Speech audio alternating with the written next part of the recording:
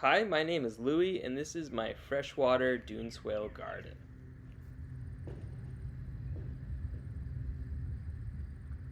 This is the first true season for this garden, but even so, I already have some very fond memories that I'm going to hold for the rest of my life.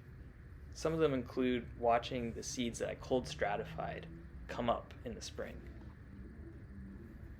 I wanted to explore the unique properties of dune swales and dune habitats. So this planter is about 80% sand and maybe 10% compost, and the rest being gravel for extra drainage.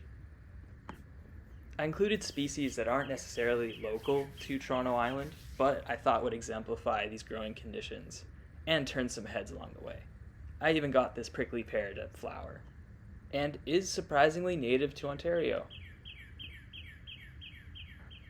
Species like field sagewort, horsetail, and some sedges, such as the sand flat sedge and the green yellow sedge, are some of the keystone species that I've come across on the island.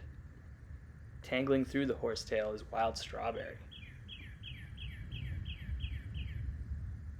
Another head turner, but not necessarily native to the island, is spotted bebop. And behind it, which I did find growing on the island, is Virginia mountain mint. A personal favorite is the obedient plant.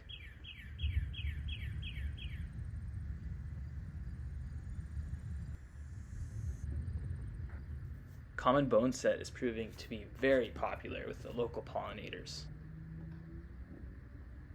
from fungus gnats to monarch butterflies. American sand wasps,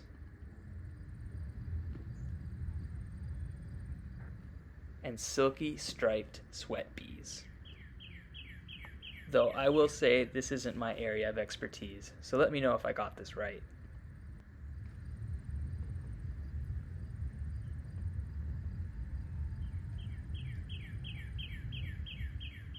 Right above this planter is a robin nest that's experienced 2 broods this season. And here's a quick view of the landscape that this garden has been inspired by.